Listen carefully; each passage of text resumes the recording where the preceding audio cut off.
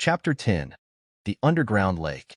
Our standard issue infantry hand grenades consisted of three parts: a cylindrical metal head, an explosive charge inside, and a wooden handle. The explosion propels shrapnel to cause harm, but the overall destructive power isn't particularly high. Keeping one grenade handy, I took the other. As several fireballs surged towards us, I pulled the pin, releasing the grenade with its handle hissing white smoke.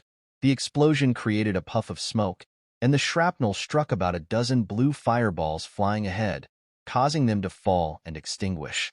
Nevertheless, more fireballs kept swarming from behind. Luo Ning led the way as the remaining three of us consecutively fired our semi-automatic rifles while retreating. With only around 20 bullets each, our ammunition was spent within 2 minutes. With no more bullets, a rifle was no more useful than a stick. The big guy discarded his now useless weapon and took out the final hand grenade, asking me if it was time to act. We encircled the big guy, who held the last grenade, Luo Ning and I supporting Gawa, ready for the moment of a collective end if necessary. I fixed my gaze on the hand grenade in the center of our circle. With just one pull of a string by the big guy, we'd be engulfed in an all-destroying blast in mere seconds. I didn't want to dwell on anything during those moments, partly because the fireballs were closing in, leaving no room for contemplation, and partly because I feared that thinking about farewells would weaken my resolve. I had always aspired to be a war hero like Yang Jinsi, yet here I was, potentially meeting my end not on the battlefield, but beneath the Kunlun Mountains, a surreptitious end I was not ready to accept. Steeling my heart, I prepared for the big guy to ignite the final grenade. Luo Ning, who had closed her eyes in resignation to her fate, suddenly sprang to action with a realization, stopping us. Listen to how loud the water is. We must be close to the underground river. Let's jump into it. Caught up in firing our weapons and then bracing for a grenade suicide, we had completely forgotten about the underground river, its roaring sounds lost amidst the chaos. But with Luo Ning's reminder, hope resurfaced. If we could leap into the river before the fireballs reached us, we might stand a chance. Although the fireballs were formidable, they couldn't harm us in the water.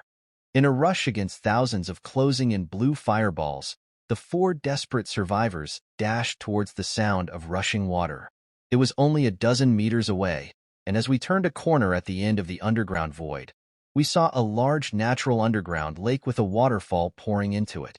Before I had time to examine it closely, a searing pain hit my back, no doubt struck by a fireball. With little time to think as my entire body threatened to be consumed by fire, I jumped into the lake without hesitation. In the ensuing turmoil, I saw the big guy and the others, also aflame, screaming and leaping into the water. Plunging deep, the water extinguished the blue flames that covered me. Fire and water are incompatible. The fire beetles seemed to recognize the lake's peril, hovering a couple of meters above the surface, not daring to dive down after us. Emerging to catch my breath, I saw the big guy also resurfacing, but there was no sign of Luo Ning and Gawa. Concerned they might have drowned, I took a deep breath, preparing to dive back in to save them, just as Luo Ning emerged, supporting Gawa. It turned out Gawa had never swum in his life. He'd been overwhelmed by the water upon impact and had passed out from drowning.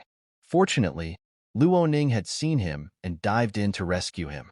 Given the brief immersion, Gawa coughed up some water and soon came to.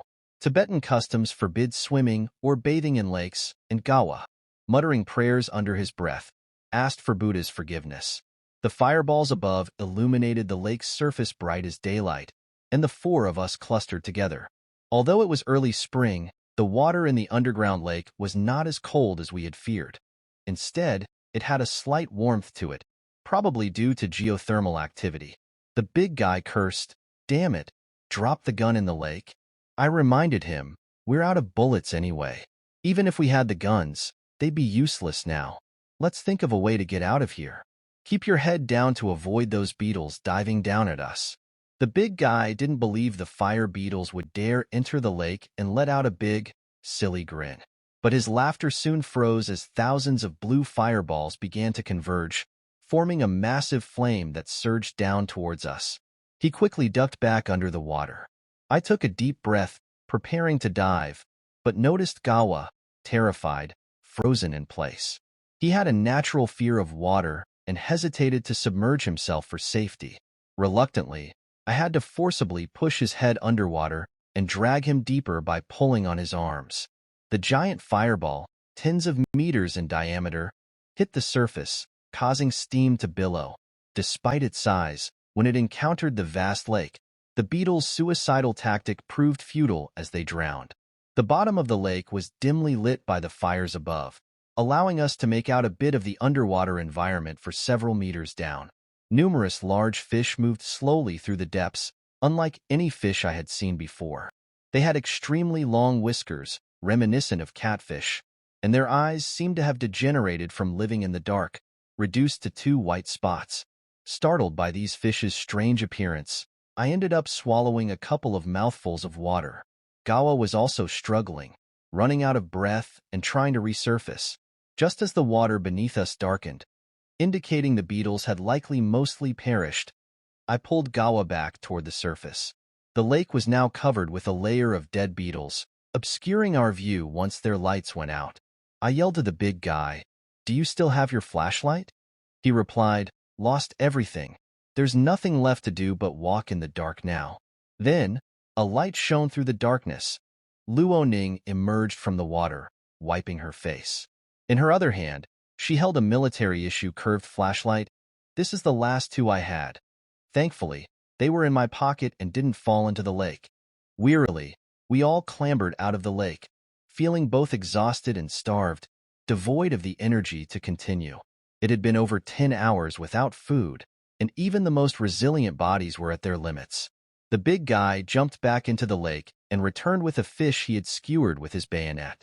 He descaled it roughly and cut it into slices. I tasted a piece first.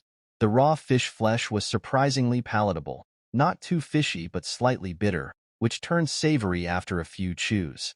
Gawa, however, refused to eat it, citing the military discipline that forbade eating fish in Tibet.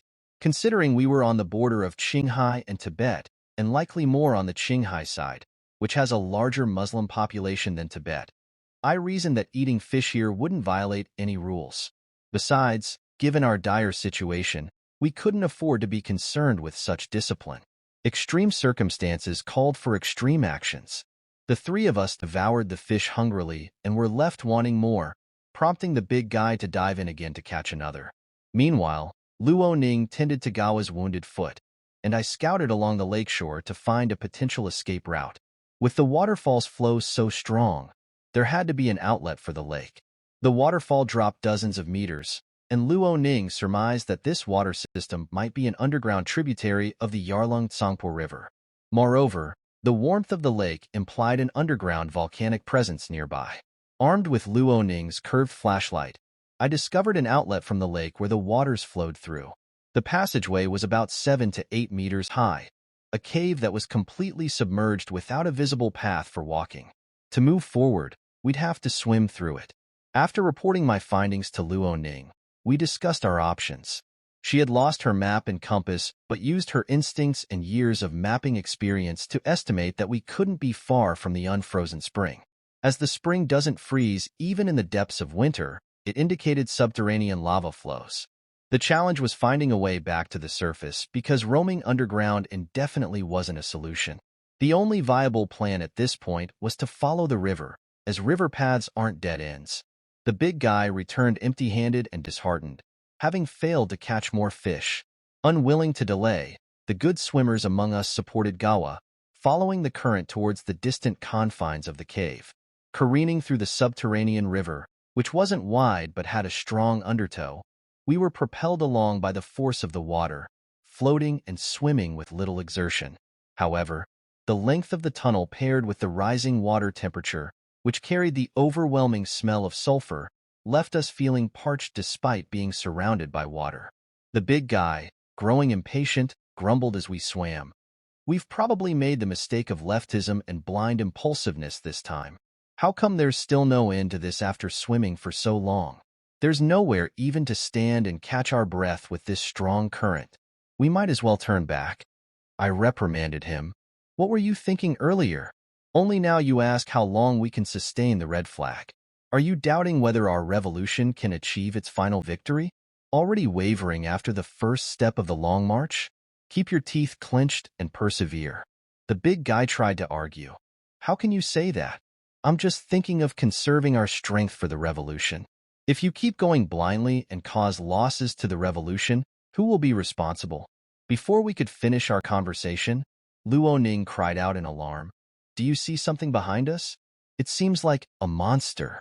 I heard unusual splashes from behind us too, and, turning around, I flashed my light in that direction. The water churned violently, and a large dark shadow rapidly approached from beneath the water. The flashlight's beam was insufficient to see clearly, but whoever or whatever was approaching us did not have good intentions. We all drew our bayonets, preparing for an encounter.